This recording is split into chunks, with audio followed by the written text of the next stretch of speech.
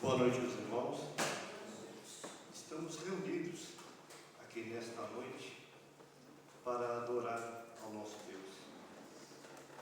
E me pus nos lábios um novo cântico, um hino de louvor ao nosso Deus.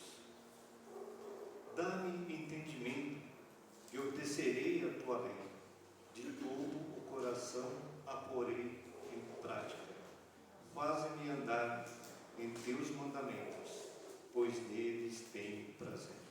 Senhor, dá-me o teu amor, salvação que me prometeste. Tua promessa renova minhas forças, ela me consola em minha aflição. Todos. Busco o teu favor de todo o coração, tem misericórdia de mim, como prometeste. Seremos agora levados a Deus em uma oração de invocação.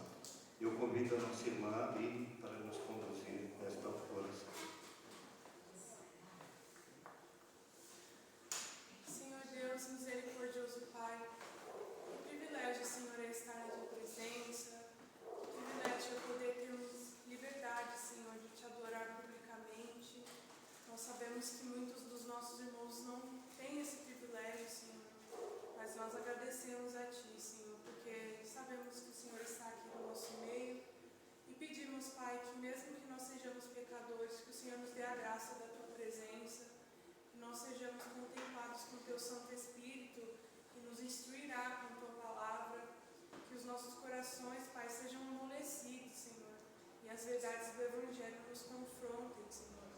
Que o Teu Santo Espírito nos capacite a colocar as verdades em prática, que nós venhamos a frutificar, Senhor, que o Seu nome seja glorificado, Senhor. E assim como disse o Salmo, Pai, que nós acabamos de ler, que o Senhor nos capacite, Senhor, a obedecer a Tua palavra, Senhor. Nos capacite sempre a amar a Tua lei, Senhor, para que nós venhamos dar testemunho do Senhor, Pai. Venhamos sempre nos lembrar, Pai, que amar a Ti, Senhor, é obedecer a Tua palavra. Então, que nós estejamos aqui dispostos a aprender a Tua palavra para praticar, Pai, aquilo que temos ouvido e demonstrar o nosso amor a Ti, Senhor, através das nossas obras. Obrigada por tudo, Senhor. Esteja com a vida do presbítero Tadeu, Senhor, que conduzirá cada ato deste culto, Senhor. Também pela vida do nosso pastor, Senhor, que trará a mensagem que o Senhor colocou no coração dele, Senhor. Que usa o Teu servo, Senhor, e fala a Tua igreja. Nós oramos agradecidos em nome de Jesus. Amém. Amém. Vamos nós louvar a Deus através do hino 14, do Inário do Novo Cântico.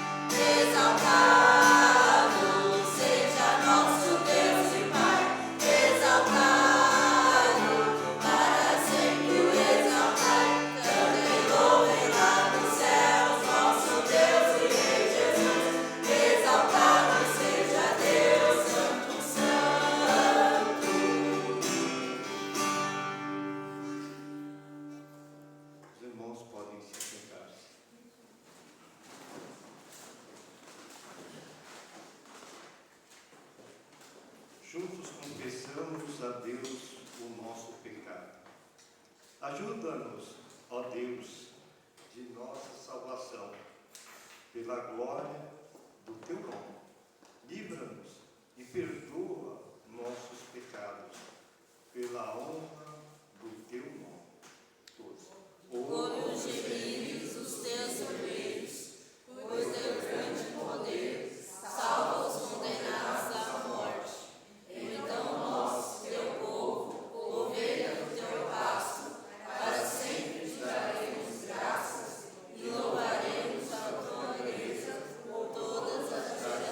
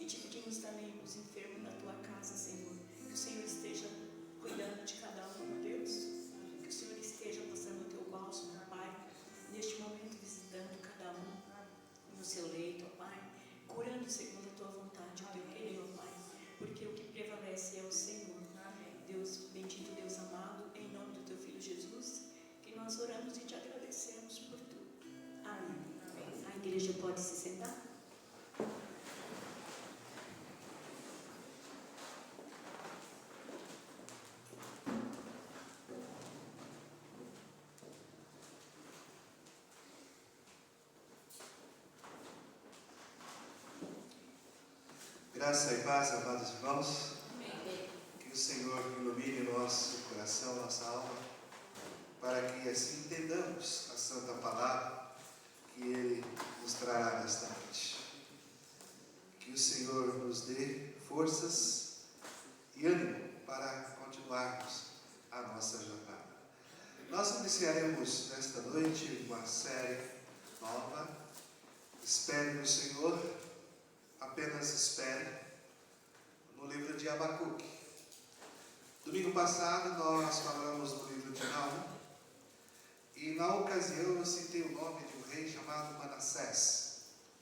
O rei Manassés, rei de Judá, era um rei mau perante os olhos do Senhor, fez tudo que é errado, envolveu-se com feitiçaria, crimes e idolatria. Depois que ele foi levado pelo cativo em Babilônia, ele se arrependeu, ele buscou a Deus e Deus restaurou o seu reinado.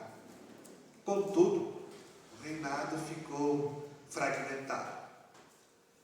E a Síria foi destruída porque queria invadir Judá. Já havia eliminado Israel e agora queria eliminar Judá. Mas Deus não permitiu. Agora, a mensagem de Abacuque, até quando? Ó Senhor, principalmente no capítulo 1, no capítulo 2, versículo 5. A mensagem de Abacuque, ela acontece logo após, então, o reinado deste homem, Manassés. E logo após o reinado de Manassés, assume o rei chamado Josias. Josias foi um homem temente ao Senhor. Um homem que reformou o povo judeu. Enquanto eles reformavam partes do templo, foi encontrado um livro, segundo alguns, um livro que Moisés escreveu. E aí então Josias foi tocado pelaquele livro e ele promoveu uma reforma ali no povo de Judá. E essa mensagem de Abacuque, ela acontece logo após também o reinado de Josias. Porque o rei Josias, ele teve um papel muito importante para que o povo de Judá voltasse a Deus, após um período difícil sob o mandado de Manassés. Porém, Josias morreu aos 39 anos de idade. Também começou a reinar muito cedo, em torno de 9 anos de idade. Ele morreu na batalha em Megido, contra o Egito, que era aliado da Síria. A morte de Josias, um homem temente a Deus, trouxe novamente o início de uma decadência moral ao povo de Judá. Os próximos reis, Jeocás e Joaquim, são reis que fazem o que é mal perante o Senhor. Tudo que é contrário à palavra de Deus. E o povo então cai de novo no esquecimento de Deus. Cai novamente no esquecimento da palavra de Deus. E Judá então é contaminada pela violência, praticando contenda e a injustiça, em declínio moral e espiritual, injustiça política, ímpios prejudicando os justos. E Abacuque então olha para a sua nação, a nação de Judá, e tudo que ele vê ali é pecado, injustiça, corrupção, violência, idolatria. Os perversos não eram levados à justiça. O sistema ali da sociedade de Judá estava sendo administrado pelos ímpios. Uma nação longe do Senhor, uma nação longe dos seus caminhos. Então Abacuque olha para este povo e ele vê uma nação decaída. E então o profeta exorta o povo contra a decadência espiritual, contra a decadência moral da nação. O povo acabara de esquecer o grande feito que Deus havia feito, destruindo aquela poderosa cidade de Nínive, para que eles pudessem sobreviver. O povo não ouvia mais a palavra de Deus. O povo tapava seus ouvidos à pregação do profeta. E então, nesse momento, o profeta Abacuque se sente solitário, cansado de exortar o povo. Ele se sente cansado porque também ele falava com o Senhor, mas o Senhor aparentemente não respondia.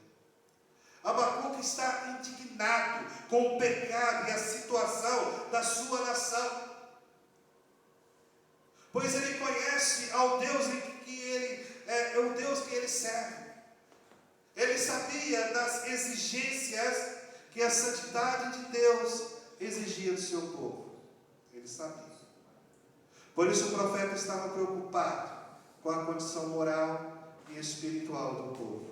Ele amava seu povo e sabia que os seus irmãos caminhariam para a destruição se continuassem transgredido as leis de Deus. E por estar preocupado com as questões, angustiados, duas perguntas brotam dos lábios do profeta: até quando e por quê? E as perguntas feitas pelo profeta são respondidas pelo Senhor também. E hoje nós veremos essas duas perguntas e as duas respostas de Deus. Mas antes vamos falar com Deus. Pai querido, nós te agradecemos por esta noite. Agradecemos porque o Senhor, com mão forte e poderosa, tem nos protegido. Tem guiado-nos, ó Pai, pela vereda da justiça. Tem nos protegido, tem nos amparado. Louvado seja o Senhor, ó Deus, porque nos trouxe até aqui, a tua casa de adoração, para louvarmos, para entoarmos hino e também para aprendermos mais uma porção da tua palavra. Se conosco, ó Deus, nos fortaleça nesses dias tão difíceis. Dá-nos forças, ó Pai, para começar uma semana olhando somente para Cristo Jesus, o autor e consumador da nossa fé. Dá-nos forças, ó Deus, porque necessitamos. Ó Pai querido, as pressões do mundo são tantas que impossível fosse nos esmagarem. Mas sabemos que em Cristo Jesus, o poder do Espírito Santo nos faz fortes, nos faz mais que vencedores. E no Senhor que nós oramos e agradecemos. Porque apesar das circunstâncias adversas, sabemos que o Senhor ainda está no controle. E é em Cristo que nós oramos. Amém.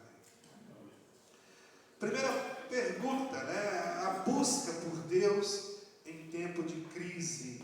E também a resposta de Deus no capítulo 1. Logo no início do livro, a primeira reclamação do profeta é por causa da aparência demora de Deus. A aparência demora de Deus em responder às suas orações quando a violência e a corrupção do seu povo atinge o auge daqueles dias. O profeta clama a Deus. No versículo 2 a 4, ele diz assim: até quando, Senhor, clamarei por socorro, sem que tu ouças? O profeta está cansado de toda a violência que ele presenciava. Ele estava cansado de ver toda aquela maldade contra a cidade de Judá. O profeta estava cansado de ver a injustiça dos ímpios sobre os justos. A lei que se enfraquecia cada vez mais. Cansado de ver uma injustiça assim, ele clama a Deus ao ver a justiça pervertida. Abacuque estava indignado com o pecado e ele não se deixou corromper como o mundo é, ou como o mundo caído ao seu redor. Agora, como nós, irmãos, olha como Abacuque reagiu à sua sociedade corrupta, maligna. Ele não se deixou corromper por ela. E nós, como nós temos reagido ao mundo em que vivemos, na sociedade que interagimos, como nós estamos vivendo neste mundo perigoso. Somos uma sociedade corrompida pelo pecado em todas as áreas. Estamos em um mundo cercado pelo pecado. Um mundo que oferece maravilhas de pecado. Como temos reagido a isso? Estamos tolerando alguns pecados ou temos nos indignado com isso? Como está o nosso relacionamento com Deus nesses dias tão difíceis? Igreja, às vezes não percebemos, mesmo em uma época diferente, o quanto a nossa sociedade passa por dificuldades próximas das dificuldades dos dias de Abacuque. Valores invertidos, dificuldades tais como violência, massacre, maus tratos contra o próximo, tiroteios em escola, guerra, tumultos políticos, problemas aproximados aos dias de Abacuque. Muitas vezes nós nos encontramos na mesma posição do profeta, questionando a Deus. Alguns meses atrás, nós mesmos questionamos: por que de tudo isso? Por que os injustos prevalecem sobre os justos? Por quê? Diante de tal situação, saiba, amado irmão, nosso único socorro está no Senhor, que fez os céus e a terra. A esperança de bênção deve estar fixada somente nele. Não há muita coisa que conseguiremos fazer quanto à violência presente no mundo, a não ser clamar a Deus em oração, buscar a Deus em oração, para que o Senhor haja contra essas coisas malditas. Deus é soberano sobre todas as coisas, e Ele usa todas as situações para nos ensinar. Sejam situações boas, sejam elas ruins, sempre temos algo a aprender. E um grande exemplo disso é a própria Covid. A Covid que mudou planos de homens, mulheres, cidades, teve um impacto mundial contra todas essas situações. Deus é que nos fortalece. É Deus que controla todas as situações e permite que tudo aconteça. Deus sempre tem resposta. Abacuque estava indignado com a sua sociedade, com a sua nação, corrupta, mal ao extremo. E a resposta de Deus ao profeta foi, veja nos versículos 6, diz assim: estou trazendo os babilônios. Deus falando com Abacuque. Abacuque queria uma resposta de Deus. Ele disse: Senhor, não tem como viver numa sociedade tão ímpia como essa, tão mal quanto essa. Senhor, eu preciso de uma resposta. E o Senhor então dá uma resposta para ele. O Senhor diz assim: olha, Abacuque, eu estou trazendo os babilônios, nação cruel e impetuosa, que marcha por toda a extensão da terra para apoderar-se de moradias que não lhe pertencem. Deus, que eliminou os assírios, agora levanta os babilônios como agente de seu juízo. Nos versículos 6 a 11, descreve quão poderosos eram os babilônios. O poder daqueles homens era o seu Deus. São dados alguns detalhes aqui, usando metáforas aos animais para demonstrar o poder dos babilônios. Dizem aqui do versículo 6 a 11, seus cavalos tinham a velocidade dos leopardos e a ferocidade dos lobos. Os seus soldados capturavam as presas como águias. Seus exércitos varriam o deserto como vento. Os babilônios eram os caldeus. Lembram lá de Jó? Quando foi saqueado os seus camelos pelos caldeus? Os babilônios são os caldeus. Os caldeus eram uma nação amarga, uma nação selvagem, dominada pelo impulso violento. Agiam sem pensar e cometiam ações precipitadas. Eram arrogantes, apavorantes, temíveis, criavam a sua própria lei, acreditavam ser superiores a qualquer política e qualquer sociedade. Os caldeus se tornavam, eles se tornaram culpados de negar o Deus Todo-Poderoso, porque para eles a força que eles tinham era o seu Deus. Entretanto, a resposta do Senhor ao profeta o deixou perplexo. Ele confiava em Deus e nas suas promessas, e ele acreditava que por ser povo da aliança, eles não iam perecer assim. Contudo, Deus garantiu que isso iria acontecer, e que ele iria tratar também, logo em seguida, a violência dos judeus, mas a violência também dos caldeus. Deus iria tratar a violência dos judeus usando o império caldeu como instrumento. Então a primeira resposta parece aqui apontar para a destruição de Judá pelos babilônicos. Chega a ser engraçado como Deus é irônico aqui em usar um povo muito mais perverso que o próprio Judá. mas Deus usa. Igreja, nós não reconhecemos, ou melhor, nós não recebemos de Deus a mesma resposta que Abacuque recebeu.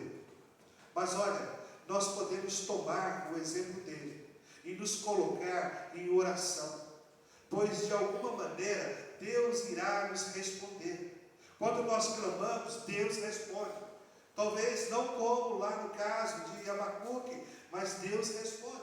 Podemos até achar que Deus está em silêncio quanto a toda essa perversidade em que estamos vivendo. A gente olha para um lado, para o outro, e às vezes só enxergamos perversidade. E aparentemente você olha, onde está Deus? Que não vê o que está acontecendo. Um profeta, certo dia, ele levantou agora nesses anos 60, dizendo: onde está Deus? Jesus disse que quando os nossos dias estivessem como nos dias de Sodoma, como nos dias de Noé, ele viria. E está pior do que os dias de Sodoma hoje, está pior do que os dias de Noé hoje. E onde está Deus? Às vezes nós olhamos para a nossa sociedade, para a corrupção, para a maldade, questionamos: onde está Deus? Tudo está acontecendo para o bem dos perversos. Os justos estão sendo massacrados, estão sendo presos, estão sendo punidos, enquanto os injustos só se dão bem, só vão para frente. Onde está Deus? Esta foi a pergunta de Abacuque, e também é a pergunta de muitos de nós. Por isso nós vivemos algo muito semelhante aos dias de Abacuque. Onde está Deus quando toda essa perversidade pega? E a resposta de Deus, ela vem. Paulo, escrevendo aos Romanos, capítulo 1, vai dizer que, vai nos ensinar ali, que quando as nações chegam ao auge da rejeição da Bíblia, é o que tem acontecido, é o que nós temos presenciado, a rejeição da palavra de Deus. Paulo diz: quando isso chega ao auge da rejeição da palavra de Deus, o auge da corrupção moral, é o que nós também temos assistido. Deus, Paulo vai dizer, Deus nem sempre se apressa para corrigi-los ou destruí-los. E aí ele vai dizer: e o não corrigir e destruí-la já é um castigo. É um castigo que conduz à misericórdia. Os pecadores vão de mal a pior. E para que fique nítido para todas as pessoas que a misericórdia e a graça de Deus são maiores do que qualquer pecadores que exista na terra, ou o pecado dos homens. Assim como o profeta não pôde prever os propósitos divinos para ajudar em sua geração, nós também não podemos compreender quais são os propósitos divinos para os dias de hoje. Outubro foi um mês muito complicado no ano passado. E muitas pessoas questionaram por quê. Por que isso acontece? Por que aconteceu isso? Por que sofremos tanto? Por que as pessoas morreram pelo Covid? Qual o motivo de tudo isso acontecer? Irmãos, não podemos compreender, mas sabemos uma coisa: Deus sempre se mantém soberano e no controle de tudo, mesmo que coisas ruins tenham que acontecer. O que o profeta nos ensina nesse primeiro capítulo é que não sabemos quais são os propósitos divinos, e mesmo assim temos de buscar a Deus nesses tempos de crises, dificuldades que passamos. Pois logo no capítulo 2 veremos que o justo viverá por sua fidelidade, fé a Deus. E aí vem novamente a pergunta e resposta. A resposta do Senhor e a retirada do profeta para esperar a resposta de Deus.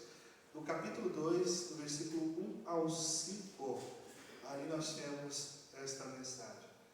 Após Abacuque ter orado, questionado mais uma vez a Deus o porquê daquilo tudo, os sacerdotes, sumos sacerdotes, tudo envolvido ali na imoralidade, então ele se retira, cansado de exortar o povo, ele se retira, sobe na torre de vigia para esperar a resposta do Senhor à sua oração. E ele fica ali, cansado, esperando a Deus. Sua oração foi confrontadora. E não só isso, foi uma oração de fé. Podemos considerar na oração de Abacuque 3 pontos sobre ela. Primeira coisa, pela oração, irmãos, podemos apresentar a Deus nossas angústias, as nossas angústias mais profundas. O profeta expôs a Deus aquilo que mais o afligia e não escondeu nenhum sentimento. Ele abriu toda a sua alma para Deus. Às vezes nos sentimos injustiçados, desanimados, por parecer que Deus não nos responde, por parecer que Deus não está próximo de nós. Esses são momentos que pessoas piedosas são tentadas até a abandonar a sua fé. Ela ora, dobra os joelhos no chão, clama a Deus, mas aparentemente nada acontece.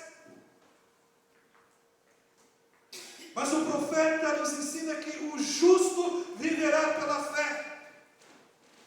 E a oração de Abacuque nos ensina muito sobre isso.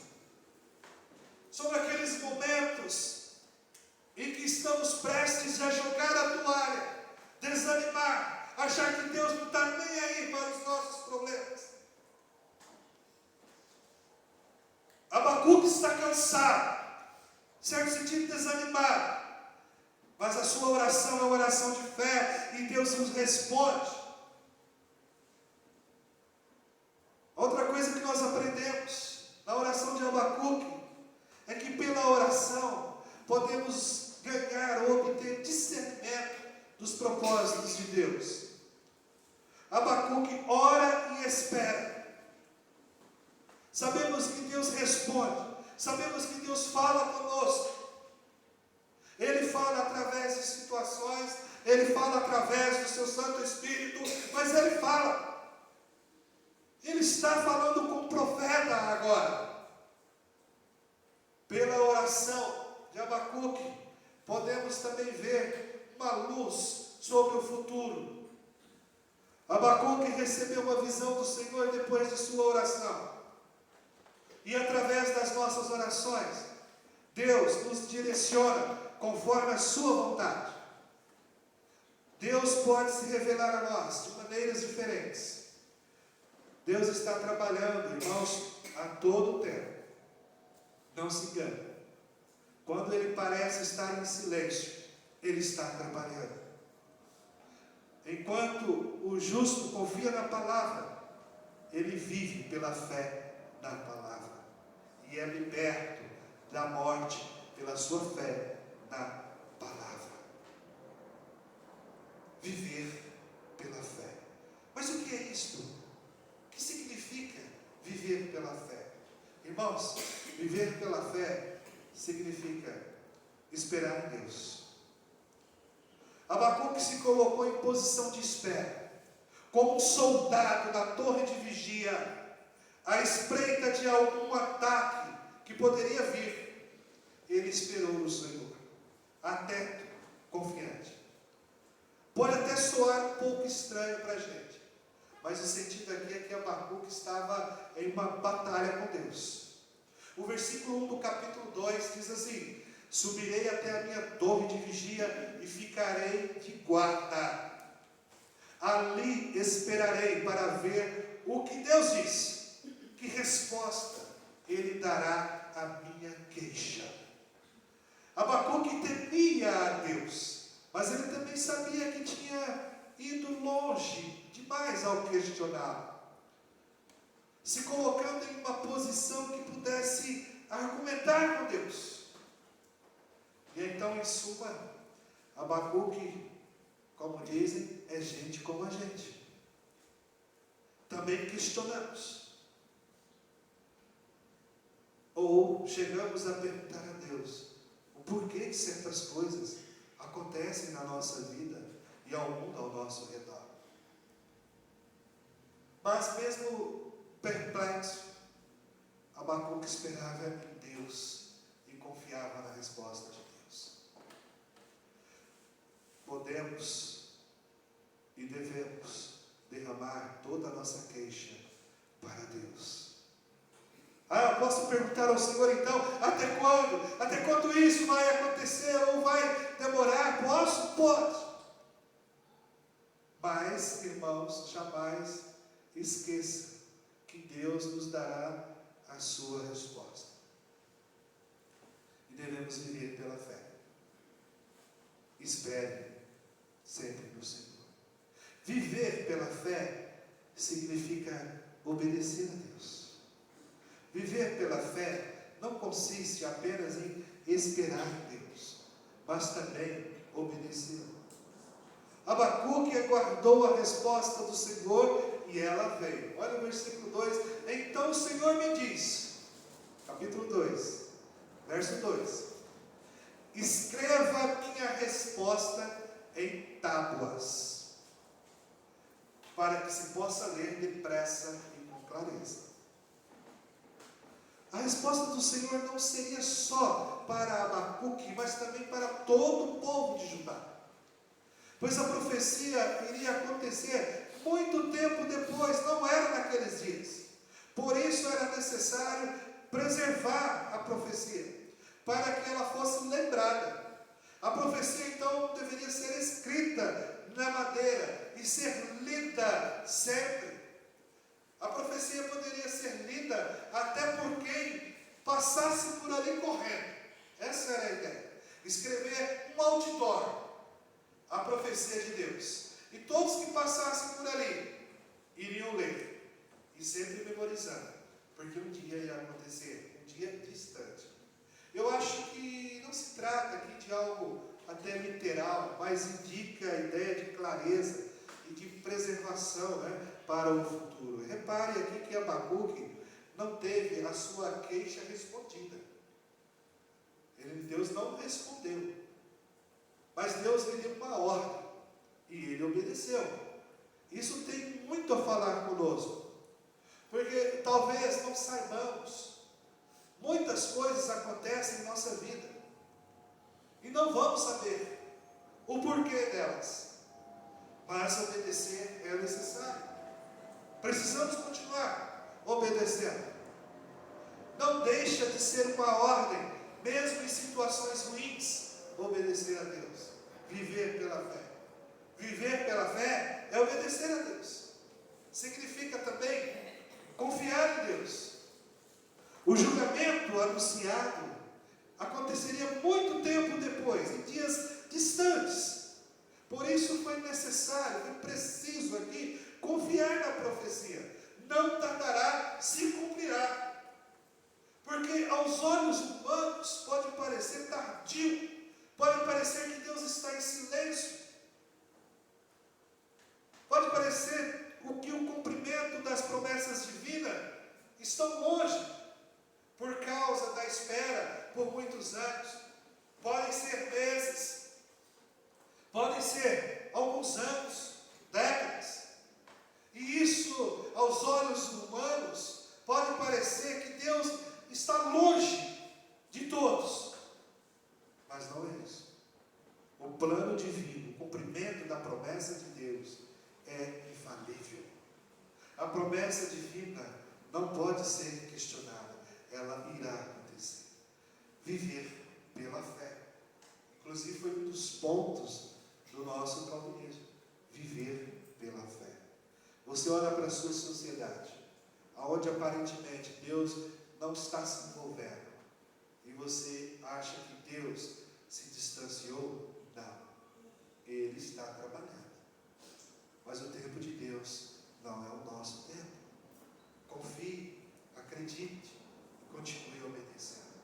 E aí, uma outra coisa que viver pela fé significa contentar-se em Deus.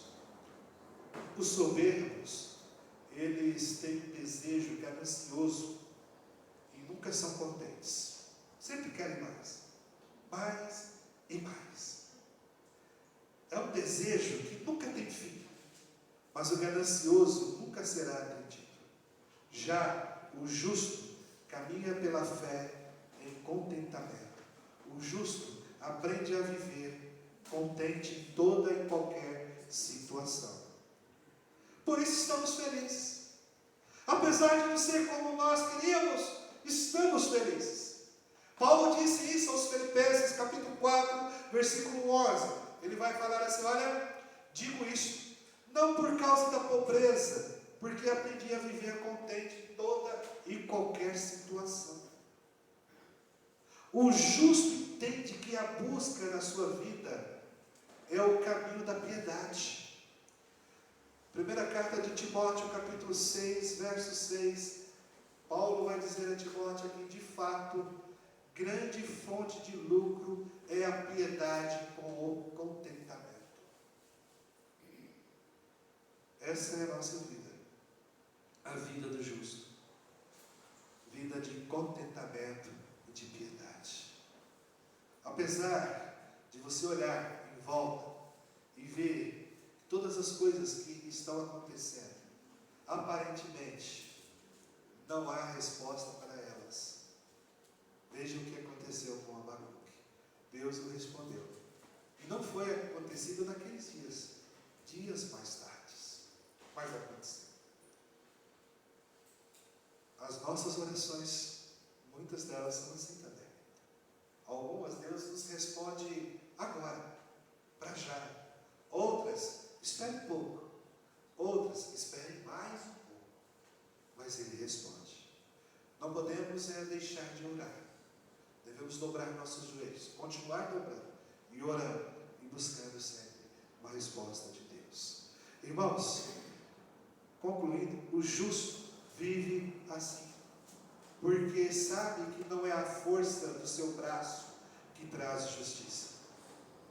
O justo só é chamado assim por causa do verdadeiro justo, Jesus Cristo. Lembram quando Pilatos, Jesus acorrentado, amarrado, Pilatos diante da plateia, no seu pátio ali, suspenso, e ele fala com seus soldados: trazem esse Nazareno. E eles trazem Jesus todo acorrentado, todo humilde, curvado. E Pilatos então já está num ponto assim de, talvez, de ira com aquela situação, porque os políticos cobravam dele, tanto o império, quanto também o sinédrio, quanto ao povo, todos ali cobrando. E Pilatos então olha para a plateia, olha para Jesus Cristo acorrentado, ensanguentado ali, e ele diz: olha, você não sabe que eu tenho poder para te libertar? E Jesus disse a ele, parafraseando: eu sei muito bem, inclusive foi meu Pai que te deu, senão você não teria esse poder. Jesus não reagiu ali àquela política falsa, assassina, não. O humilde foi levado à cruz do Calvário, crucificado. Aquele que se fez carne para morrer pelo seu povo. Aquele que não cometeu pecado e cujos méritos foram imputados a nós. Aquele que ressuscitou dos mortos para nos dar vida. É somente por meio deste justo, Jesus Cristo, é que podemos viver pela fé em uma sociedade tão corrompida. É que podemos trilhar a nossa jornada, continuando com os nossos olhos fitos em Deus, por causa de Jesus Cristo. Somente por causa disso. Amados irmãos, Abacuque, em certo sentido aqui, veja o que ele fez. Ele se afastou daquela corrupção, em seu momento de oração, continuou confiando, continuou obedecendo a Deus, continuou orando a Deus, e Deus o ouviu e respondeu no tempo certo. Aqui é a nossa torre de vigia, o lugar onde nós podemos nos reunir, o lugar onde nós podemos dobrar os nossos joelhos e orar, clamar a Deus, e buscá-lo sempre, e continuar confiando, e fazer a extensão disso em nossa casa, continuar confiando em Deus, e Deus certamente vai agir, pode ter certeza. Há um momento em que os céus se romperão, e fenderão-se os montes, e Deus, Cristo Jesus, descerá, e a justiça será feita. Isso vai acontecer, é profético, Ele disse. Então vamos continuar confiando e buscando a Deus, mesmo naqueles momentos que aparentemente Deus não esteja agindo, é uma coisa aparente, porque Ele está agindo. Que Deus assim nos abençoe e nos guarde e nos fortaleça sempre. Amém? Amém. Vamos nos colocar em pé, irmãos, e cantarmos o hino de número 400.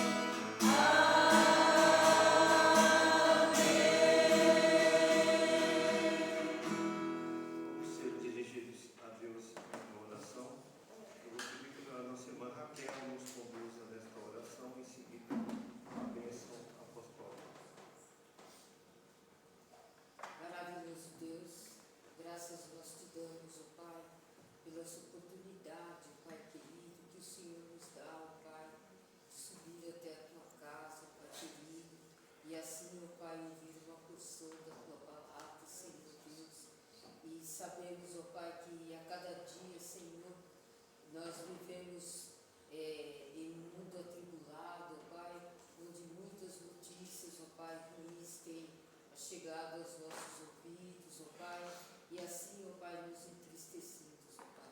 Mas sabemos, Senhor Deus, que o Senhor está no controle de tudo, ó Pai querido, e sabemos também, ó Pai, que no momento oportuno, ó Pai querido, o Senhor estará, ó Pai, cuidando, dirigindo de cada ato, ó Pai querido, trazendo a Tua mão poderosa, ó Pai, sobre o pecado, Senhor Deus, e assim nos resgatando, ó Pai,